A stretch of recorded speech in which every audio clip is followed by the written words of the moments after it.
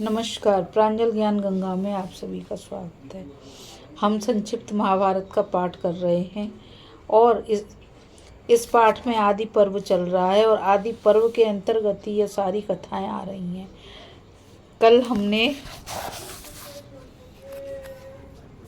कर्ण को अंग देश का राजा बनने की कथा को सुना था।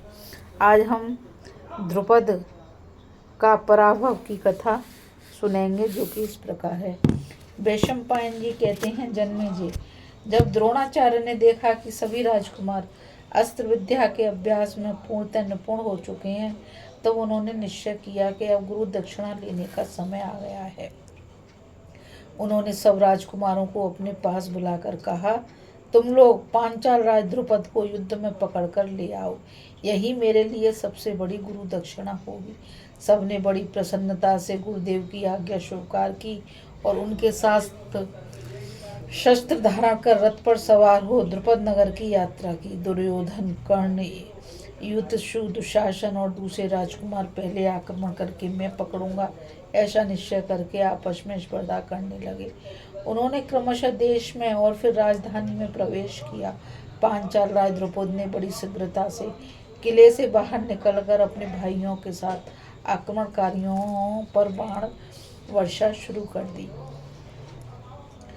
अर्जुन ने दुर्योधन आदि कौरवों को बहुत घमंड करते देखकर पहले ही द्रोणाचार्य से कहा था, आचार्य, इन लोगों को अपना पराक्रम दिखा लेने दीजिए।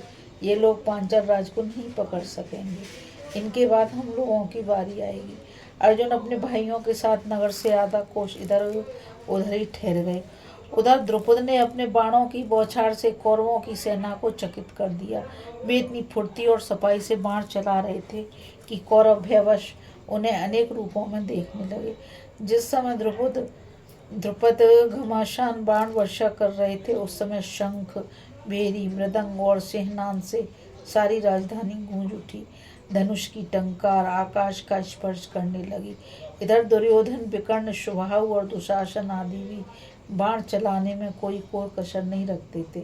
द्रुपद अरात चक्र बनेठी की तरह घूम घूम कर अकेले ही सबका सामना कर रहे थे।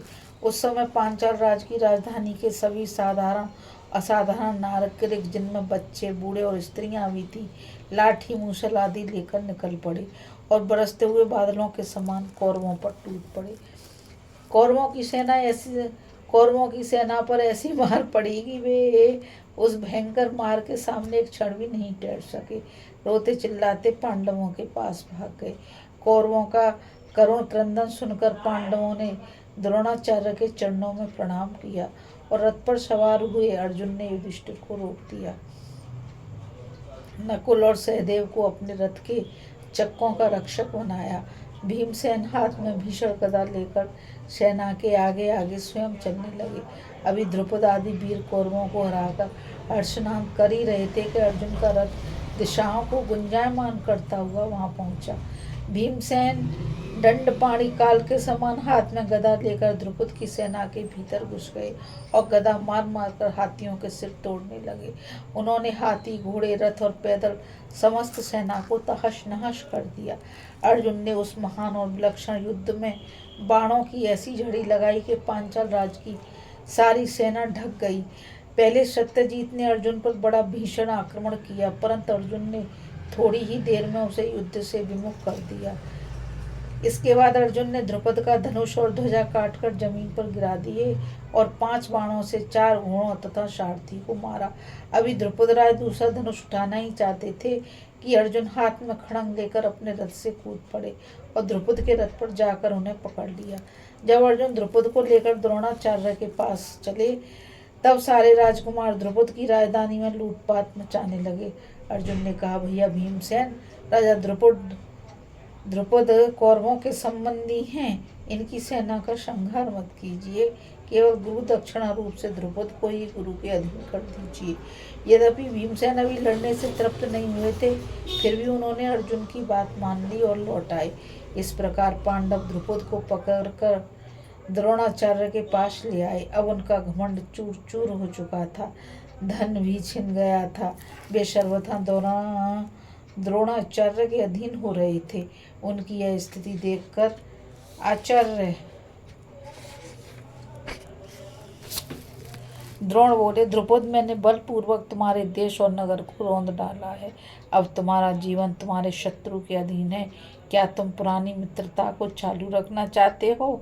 उन्होंने तनिक हंसकर और भी कहा, द्रुपद, तुम प्राणों से निराश मत हो। हम तो स्वभाव से ही क्षमाशील ब्राह्मण हैं। बचपन में हम लोग एक साथ खेला करते थे। वह प्रेम संबंध अब भी है राजन।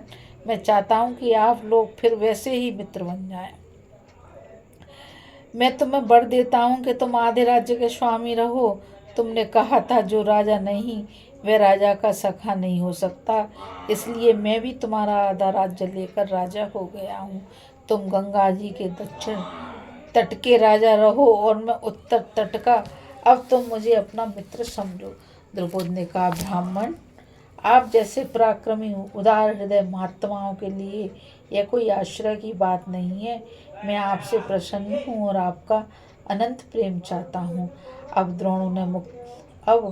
द्रोण ने उन्हें मुक्त कर दिया तथा बड़ी प्रसन्नता से सत्कार करके आधा राज्य दे दिया। द्रुपद माकंदी प्रदेश के श्रेष्ठ नगर का में पल्लव में रहने लगे। उसे दक्षिण पांचाल कहते हैं। वहाँ चर्मवती नदी है। इस प्रकार यद्यपि द्रोण ने द्रुपद को पराजित करके भी उनकी रक्षा की, परंतु द्रुपद के मन में संतोष नहीं हुआ।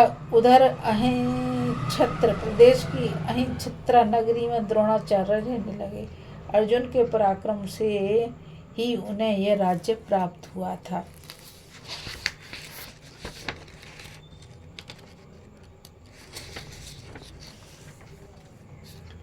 अभी हम द्रुपद का पराभव की कथा सुन रहे थे और आगे कल हम युधिष्ठिर का युवराज पद, उनके गुण प्रभाव की वृद्धि से धृतराष्ट्र को चिंता, कड़िक की कूटनीति आदि की कथा पढ़ेंगे। इस कथा में बस इतना ही और मुझ गीता रावत को आज्ञा दीजिए।